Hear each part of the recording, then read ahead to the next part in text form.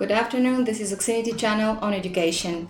We're closing this academic year. It's pretty much coming to a close, and now is the right time to maybe think about the future. So, what are the things that we have to consider when it comes to preparing for September? And moreover, what type of education are we expecting and are we planning for our students? What type of preparation should we be doing these upcoming weeks? So we're going to discuss all this along with Rob Wiley here in Barcelona and Graham Bell. And Rogelio is also in Barcelona, Rogelio Regidor. Hi, Rogelio. And hey, we have Patricia Molina, who is in Madrid. Hey, Patricia. Hello. How are you? So my name is... Yeah? Great. My name is Radmila Gurkova. Let's get started. Let's start with the general picture of education, of the future education. So how do you guys envision it? What type of education will we have? I know it's difficult to foresee, but generally speaking, will it change very much from one academic year to another? Yeah, I guess so. For me, it's a lot to do with kind of like technology is going to continue to improve. We'll always be able to be finding kind of new resources and stuff like that. I think obviously the human element is always going to be there. We're always going to need teachers, but I think if we're thinking in terms of technology and that, it's going to continue to improve. Yeah. Technology. I mean, even the tiniest little things. I mean, I'm going to be watching different programs over Netflix like everyone else in Spain over the next 3 or 4 months, and that's going to inform a lot of my material. Do you know what I mean? There's lots of stuff in the most basic of levels, but I think from a teaching perspective, I want to start working with more joining verbs and nouns together a little bit more and trying to concentrate on that, making sure I'm kind of painting a bigger picture for students, a lot more word discovery and things. That's the things that I seem to be seeing more and more in teaching that I want to improve myself. It's a good opportunity to upskill when you've got a bit of time off. So that's what I do. Absolutely. How about you guys, Patricia and Rogelio? Patricia. I do agree with both of them. I think that technologies are going to be just future platforms to every teacher. But we don't have to forget as well that here in Spain we love face-to-face classes. We are kind of old-fashioned people. So I think that we have to be prepared for both, having really well-trained teachers for online classes and really well-trained teachers for the old traditional face-to-face thing. Yeah, I think as everybody's different, and so you may use one tool with one type of student and a different tool with others. I believe online teaching is very good for shy students sometimes because what provides you to be connected by webcam is that you avoid visual contact, direct visual contact. And that means less judgment. So you can express more freely because you don't have this sensation of being judged all the time. We put teachers, we put a lot of pressure on teachers sometimes. That we expect them to know everything or to approve us also. It's true. To say, I get many students apologizing when they make mistakes. Say, why do you apologize for that? I don't say it often. I should say it more often, but that person shouldn't be apologizing. Nobody's expecting him or her to be perfect. Yeah, absolutely. Yeah, it's funny how that wasn't the question. Sorry. No, but it's a good point actually that you brought up. Actually, this is a very good point. Yeah, so many students apologize. I'm like, never apologize. Never say sorry. Yeah. I want in general. Never admit when you're wrong. But yeah. Good point. Okay, so you all seem to agree that technology is one thing that we have to be proficient with, but the human element will always be there. It's always necessary. I want to ask you, what type of teachers will be needed in the future, according to you? With what skills, with what capacities should they develop? I think that there's been a big need for English language teachers in Spain for decades, and I won't pee the Spanish school system, but there have been issues that have come from that. But from what I read about the modern Spanish school system is it seems to be improving. So the general need just for teaching general English might decline a little over the next 20, 30 years, and I like to think I've got 30 years left in the tank. Rob's got Kidding yourself. Rob's got a thing. Mate, I'm only 22. But it's I have had many conversations, like as a British person, about how kind of arrogant we can be about how Spanish people need to speak English. Well, they don't, but they do need it within certain purposes, and I kind of think that that's maybe the future. Not just teaching English as general, but English for a specific purpose is where I see a lot of my career heading, and I see that's the need moving forward. It seems to be that from my view. Yeah. So do we need to upskill actually? Because a lot, all of us. All right, Rogelio, what do you think? Well, continuing with the technology advance, I think that I expect to have in the future that we could grow up as an application to be able to give you each student a specific teacher. So we can do assessments about which is the predominant intelligence in the student, how they learn, and also in the teacher, what is predominant, and join those people. Wow, So we need every type. So what kind of skills we need in the future? All of them. Yeah. That's good. Matching teacher to learner. That's Exactly. smart. I like that. Yeah, absolutely, absolutely. Very good. And well, I think it's like my main goal is to be able to dissolve this judgment and give into the process. So I can teach English through any skill, and I don't need to be an expert, because I'm not, for example, dancing. I love dancing, but I'm not a dance teacher. I would like to use, for example, a method to start getting in touch with your body. Starting using shuffling, shuffling dancing with the feet. Okay. And then you go up and you take a twerking class to use your hips, and then you do some voguing, that is only moving the arms, and then you do an integration of that, and I think that is good. But I can be learning along with students. I don't need to be an expert in every discipline. You have to show us this, because right now I want to learn as well that way. I want to see it in practice. Oh yeah. I'm just. The night's young. Okay. Okay. I like that thought. I was reading something recently about good leaders and good teachers should not always be the most intelligent person in the room. And I think sometimes when you're learning with the student, it kind of cuts down that barrier of the presence you can have as a teacher where they think you're the authority. And I can assure you I'm not a very good dancer. So doing dancing classes with a student and integrating English would maybe knock down some of those barriers when they see how many left feet I have. Or in anything, that's quite cool. I like that. I like the idea of kind of trying to find the perfect match. Yep, go ahead. I noticed when we have a lot of students that are like important people in their sector. They are CEOs and bosses in companies, and I guess these people in their life are very self-confident people. They are leaders. They take all the companies. They run them. But when they are learning, they are like kids. They're scared and say, "Oh, I'm sorry, you're the teacher. You know more than me." And maybe they have much more life experience than you have. Yeah, true. And I got, for example, I have a student. He's a coach. And so I got paid to get 2 free coaching sessions, and that's I think that I appreciate from being a teacher. And sorry, I got lost in what I was saying. No, it was actually very interesting that because you were teaching him, you were receiving coaching from him. More or less, that was it. So yeah, it's a learning curve all the time.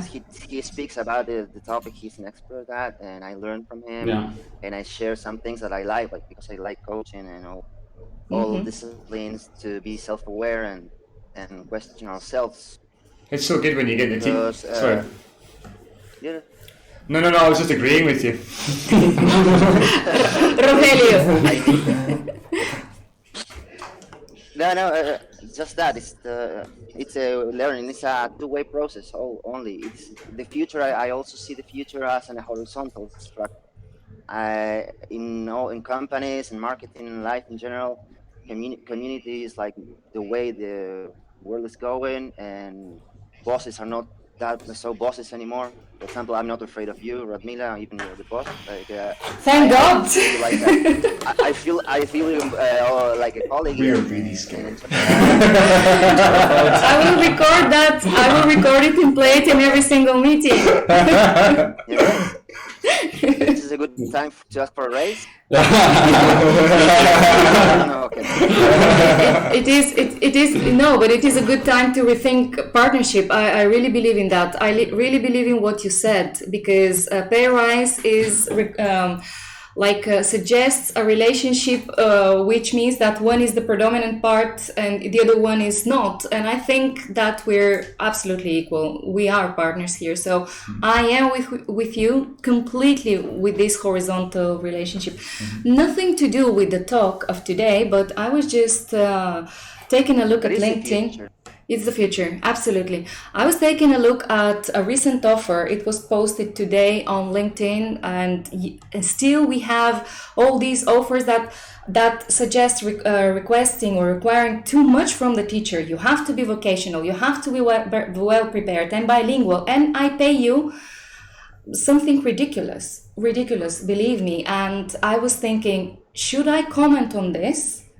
Because I would have said, we have to rethink relationship with teachers, we have to rethink rates, because this is not serious. I cannot read on LinkedIn this offer, you know?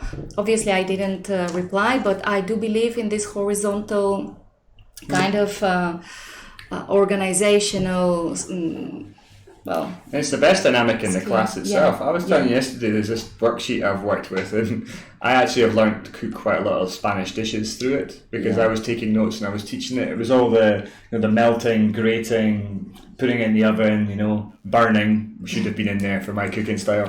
But at the end of it, when you used to teach it, you would ask them for their favourite dish and ask them how to make it. You know, and that then teaching me, but then applying all the verbs. And as I said, I learned how to cook half the dishes I can in Spanish from it. Yeah, Spanish omelette. It's always the favourite dish.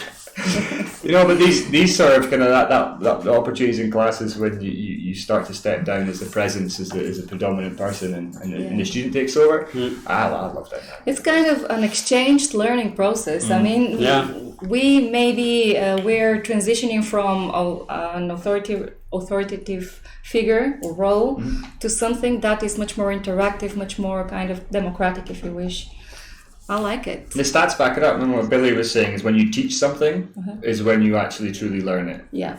And if you can ever put an opportunity in your class where the student teaches you something, then all the form and grammar that's associated with that is boom, it's away, it's done.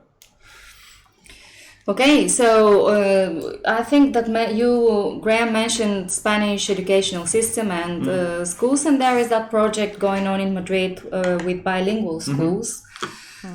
But it seems like I wouldn't call it a failure, because any educational attempt to bring to increase the level of English has to be welcomed. So it's not a failure at all. But it does have a series of difficulties. So, and it's related, these difficulties, they're related to teachers, to the profile of teachers. So what type of teachers do we need? Can you guys explain why is it so difficult to actually give a bilingual education? You're talking about these schools that do like maths in English For and instance, sciences in English and all that. I mean, I think the idea is good, right? But from what I've understood and from what I've heard, and I can't claim to be an expert, it's because the level of English isn't good enough of the teacher, right? From my understanding, I mean, because going years back, I 4 or 5 years back, I used to help just little kids with their homework, and I used to just go to the house, and the mum just wanted me to help the homework, and they were doing this system, so they did math, science, and music in English or something like that. And from what I was understanding from the parents, it was just a lot of it. The problem was down to the level of English of the teacher.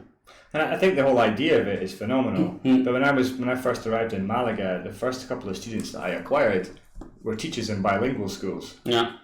And they weren't at a high level. And I was like, if they applied the same model in the UK, then my horrific level of Spanish would be good enough for me to work in a bilingual school. And I'm like, that's not going to fly. I think and it's awesome, like the whole idea is great, and this isn't necessarily state, it's private, a lot of it, and it's expensive. Yeah. And I think that please, go. No, please jump in. Being not native, and well, I belong to the last generation of grammar, writing, and not talking. Yeah. And I think that the idea at the beginning of bilingual schools was actually good. Yeah. The problem is, like, we're going to have a huge generation of very confused guys. Because they know the concepts of science or history or whatever in English, but they don't know them in Spanish.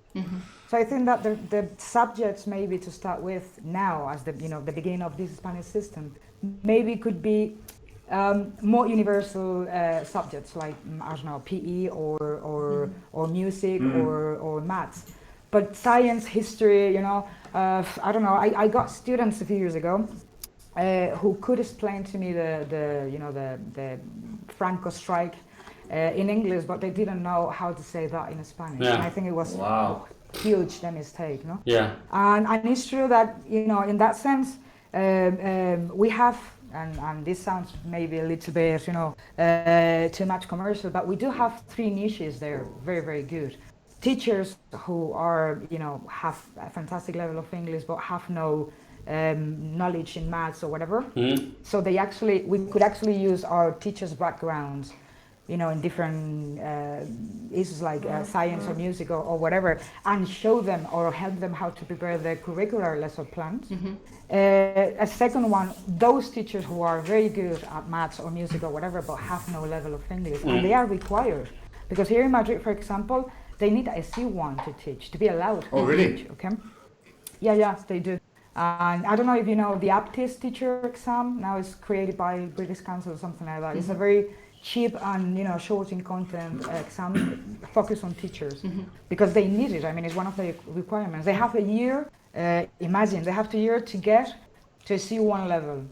If that year they didn't get it, they go out. I mean, they cannot teach anymore in their schools. Yeah. So that's the second niche. And the third niche, which is, we always forget about it, it's like not only students, but parents. I mean, now no one can help their kids with science anymore because I don't know, the water cycle, on the earth has been in English, so no way to explain that. So I think that we should maybe be prepared for this, because I think I wouldn't call it a failure, but I think it's going to kind of fail. It's really interesting, like you said about that the knowledge is sometimes increasing in English rather than Spanish. I had some colleagues in Malaga, and their kids were going to, I'm going to name the Kids in Us, and they're really happy the parents were. They said to me, it's like, my daughter has more vocabulary in English than she does in Spanish. And that blew my mind. I was like, wow, how's that happening? I mean, in one way I was kind of like, that's great, but on the other hand, I'm like, no, this is Spain. They speak Spanish. So, I guess we could get into the Catalan argument as well for the bilingualism there. But there is that kind of thing. But I think from my experience and from what I read, it was a voluntary program for a lot of teachers to achieve B1 to B2 level. That was the requirement over the last while, and they're now pushing this C1. Which is great. Which as for all teachers, that's a heck of a jump. If you're B1 to C1 in a year, whilst you're a full-time teacher, I mean, come on. I think you're pushing it. Yeah. But unless you go somewhere and you spend maybe 6-7 months intensively abroad. Yeah. Or here, intensively here. Oh yeah. I mean, I'm sure it's doable. Yeah. And in fact, but you've got to push really hard. And is that use of the language? Because this is the thing, as we all know, because we've done exam preparation. I can get someone through a C1 exam. I could get them in a year if I study hard with them. But are they a C1 talker? Do they have C1 listening skills, or have I prepared them to pass the exam? Yeah. Because I know I could do that with a teacher with a couple hours a week. But do I then feel they're fit enough to teach kids in that way? Or do they, not my opinion because it's irrelevant, do they feel that they can do it? Yeah. And I would question that. It's a shame. And you're going to lose a lot of good teachers. Is that what you would think, Patricia, because of this literally cut off if they don't make the C1? I don't know if she's lost audio. She lost us. In any case, it shouldn't be any less than a C1 if you think about it. If you think that teaching a subject in a different language cannot go without real proficiency in that level or in that language. So I don't know. We will be there to help all these teachers that want to make that jump from B1, B2 to C1. Yeah. Yeah. Fair enough. Since you mentioned that that kid that went to that academy and was able to, or the parents feared that he or she had more vocabulary in English than in Spanish, I can assure you this is a problem that has to do only with vocabulary. Don't worry. It's just a Well, he was vocabulary amazed. issue. It wasn't so much he was worried. He was amazed. No, It's yeah. I thought it was great. But the thing is that they focus very much on vocabulary. Yes, I understand. There's no form. Or little functions from what I know. But in any case, it's a very good way of inducing someone to the language. So Yeah. I mean, Start. all right, yeah. In any case, there is that is known, that project, that bilingual project is known as content and language integrated learning, and it's a kind of a trending issue now, because to integrate learning a language with other skills such as acting, for instance, or cooking, or coaching, or seminars. So these are the things that also English teachers can think of. So for instance, Rogelio, I know that you're an actor as well. Up to what extent do you integrate that skill in your English classes, and can you provide a format that kind of merges both? Yes, but in the regular classes, I use it as a way to illustrate meanings or just to play ridiculous a little bit to relax the student, so the student is more likely to express. Like if you are talking to a crazy guy, sometimes you feel comfortable. I think that that is one of the things I try to do. But I am crazy a little bit, but I think that you should I try to encourage the students to be ridiculous and to say things. For example, Englishized words in Spanish. If you don't know the meaning of a word, you can say "I'm with my friends to the chiringuito," and then we have some beers there, and then it's very likely that you guess the correct meaning.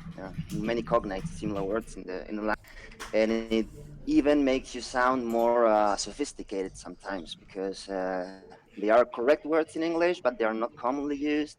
So you have like a poshy English also, and that's it. And the accent is not only important. It's just in the last advert I published, I said, bring the words you know to express yourself, and you'll learn the rest here. And we will learn some more. So you don't need too many words to express. You can use other resources. Body language is very important when communicating. It's the most important part of the communication. And as learning is a communication act as well, I try to be communicative. And I think, for example, teaching in schools history or maths or geography in English is not a waste of time, but it's not a thing I would pursue, because English is another subject. People is not in contact with English in their daily lives all the time, and so it's a school subject, and try to make it bigger than it is. And so to be able to engage the student, you first need an engaged teacher, and then to keep that engagement, you can use many other topics, and just in English. Okay, today we'll do some meditations, and then try to breathe, and then you provide different value through engaging activities that don't have anything to do with the other school topics that are already very boring to learn. And if you teach boring things in English, maybe people will be reluctant in the future to learn more English, because English is very boring. Absolutely. So here the teacher is basically essential, the motivational part. Absolutely. So would you offer more like classes based on probably not even English, it's acting in English? Is it an interesting offer in your opinion? I think so, yes, because coming back to the judgment that we experience when learning, and now in learning in our whole life, learning about life, we feel that judgment, and when you can use fiction, so you tell something of yourself, but you don't tell everything. People don't know what is really yours and what is invented, and that way you can truly express without feeling judgment. So acting is very nice, and also you can analyze texts, monologues, and make students to complete the process. And not only repeating is just the second part. They read, and then when they feel what they are saying in the monologue, they are connecting with the situation. They are learning because they are playing another person. Excellent. Playing is the most vital source of learning we have in our whole, that we tend to repress when we grow up, but we are in time with students, with the children, or with adults also. Yeah. We don't play because we think it's childish, but well, I like to do adult playing, some games, and in education, I think we are just a transition generation. We will just teach people that will teach in the future with their mistakes, and it will take like several generations to perfect this free system. Maybe we say the day we say, okay, we got it, we have the perfect educational system, the perfect teacher, the world will explode, and that's it. That's your prediction, right? Yeah, it's a long way. Has a long way to go.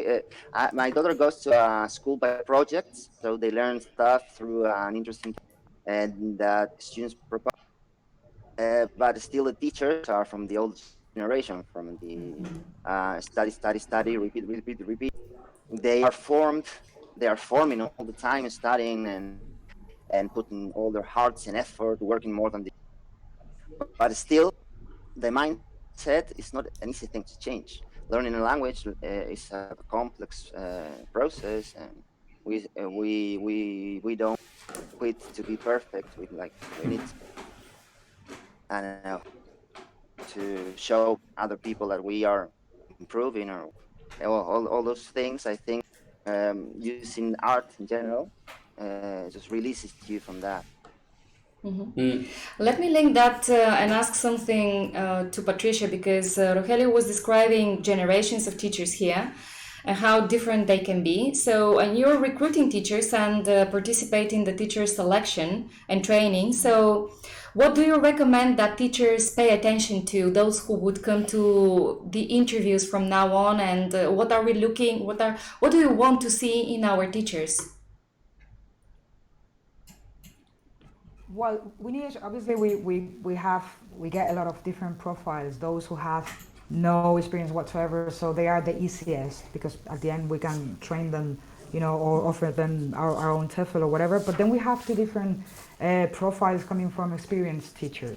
Those who are coming from the old-fashioned method, who are the most difficult, because now you have to tell them, no, forget everything you've been using to teach, okay?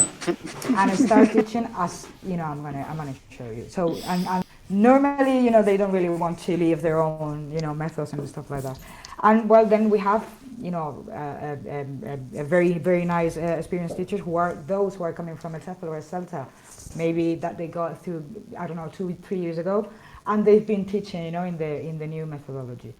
But I think that the most important thing, or the most important skill a teacher should have, is the way to adapt to wherever he or she has to teach, using a new method or not using a new method or whatever. Because at the end, the method is something that we learn, but the way we teach is something that we, through the experience, is something that we get ourselves, and I think that being as a community, the first thing that you have to detect on a teacher is his or her willing to share, share good, bad moments, activities, good experience, bad experiences, or whatever they have to share. And to the old-fashioned people, try to convince them that I'm the result of many years of studying, because my system didn't work. So stop using that system. I had to leave my country to learn, because I couldn't learn it here. So now that we have the possibility to do a bit of immersion here, just let me show you how, and stop using books and stop using repeating and writing and stuff. So yeah, I think that we have to find this proactiveness to change and to adapt, and to coming back again to the using other platforms or whatever, like acting or whatever knowledge we have apart from English, using that, I think that is absolutely necessary, because we learn from immersion. Here is a fake immersion, so we have to create an atmosphere of immersion with something that really interests the student.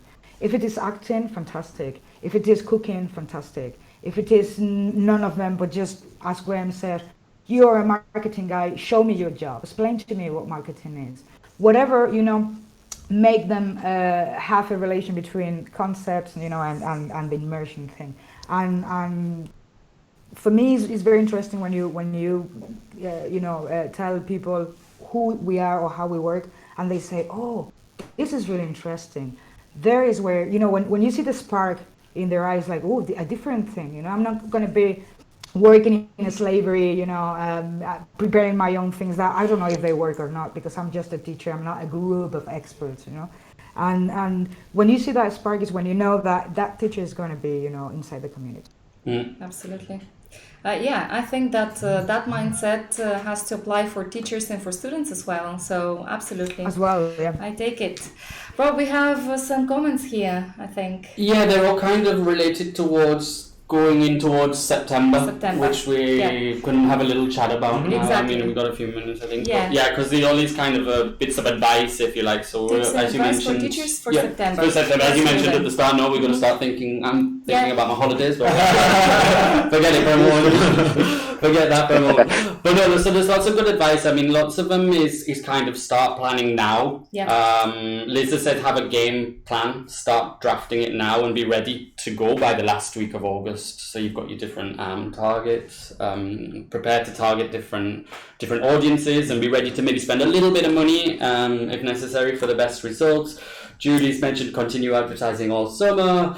Autumn, keep trying and try again. Keep track of where your students are coming from so they can lead to potential leads. Yeah. That gives you a potential lead. That's what I was looking for. Maria says, never say no to a student, because remember, we're a community, so if you can't do the class, another teacher will be able to teach him or her, and you'll be able to get the commission so you can grow faster. And also that the best publicity comes from your own students. Absolutely. Yeah. Anything to just... I would like yep. Sorry guys, I would like to ask just a big thing. I agree a lot with Rogelio when he's been talking about that, the world is going to a sharing community, big sharing community thing. And this is what we have to have in mind all the time. What it works for me, works for you. What it works for you, works for the whole community. So if we have something that works, just share it. Share it. Yeah. We are not competing here to be, the best teacher or the richest teacher. No, we are getting and receiving classes from the community, all of us. And those classes are coming out of the effort of other teachers in promoting and stuff like that. So if there is something that works for you, just share it. Or if there's something that you want to try, just talk to the rest of the teachers, because we are just one community working together. Yeah, fantastic final words. A wonderful way to end. Yeah, absolutely. I can't improve it. I can only thank you for this talk. It was great, really amazing. I think that you guys are really ready for the future, thinking ahead. So all these great ideas, we're going to put them in practice in September, but we start today. So thank you for participating. Hopefully we'll see you next week at 12 sharp. Thank you, guys. See you later, guys. Thank you. Bye-bye. Bye-bye. Bye bye.